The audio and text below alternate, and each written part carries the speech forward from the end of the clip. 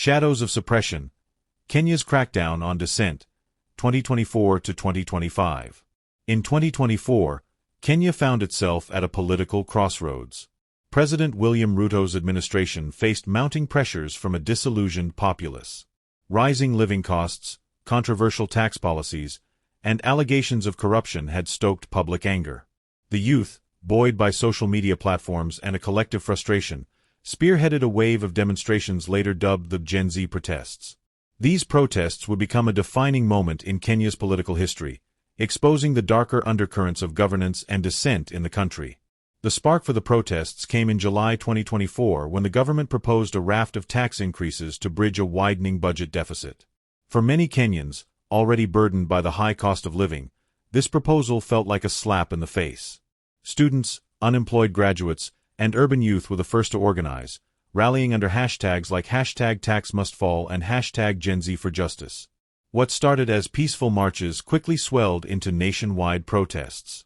The youth carried placards, chanted slogans, and flooded the streets of cities like Nairobi, Kisumu, and Mombasa. However, the government's response was swift and unrelenting.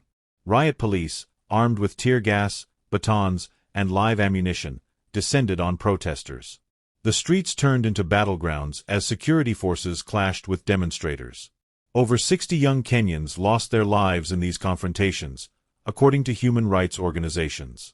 Hundreds more were injured, and countless others were detained. What began as a cry for justice had turned into a bloodbath. One of the most chilling aspects of the crackdown was the systematic abduction of activists. Human rights groups reported a sharp rise in cases of enforced disappearances, with young protest organizers vanishing without a trace.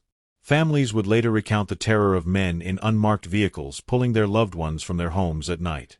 Among the most shocking revelations came from an unlikely source: Public Service Minister Justin Muturi. In a press conference in January 2025, Muturi revealed that his own son, Leslie, had been among those abducted by state security forces. The National Intelligence Service, NIS, tasked with maintaining national security, had detained Leslie without charge for weeks. The young man's release only came after Muturi directly appealed to President Ruto. The minister's public admission sent shockwaves through the nation, laying bare the extent of state-sponsored repression. Muturi's statement was a rare crack in the government's facade.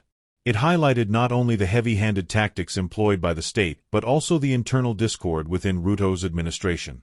Critics accused the president of endorsing a police state, where dissent was met with brute force. International bodies, including the United Nations and Amnesty International, condemned the government's actions, calling for investigations into human rights abuses. Yet, Ruto's administration remained defiant, arguing that the measures were necessary to maintain law and order. Despite the repression, the protests managed to shift the national conversation.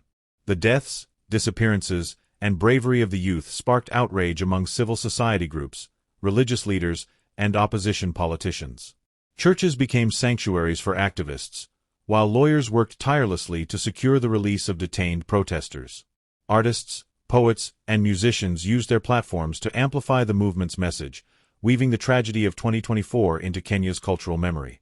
As 2025 began, the echoes of the crackdown were still felt across the nation.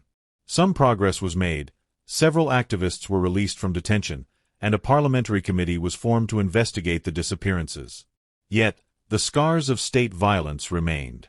Families of the victims continued to demand justice, holding vigils and marches in memory of those lost. Meanwhile, President Ruto's administration doubled down on its narrative, portraying the protests as a threat to Kenya's stability. This period in Kenya's history serves as a stark reminder of the delicate balance between governance and freedom. While the government's actions may have quelled the immediate unrest, the memories of the crackdown remain a rallying cry for those seeking justice and accountability. The Gen Z protests have left an indelible mark, symbolizing both the resilience of Kenya's youth and the enduring struggle for democracy in the face of authoritarianism.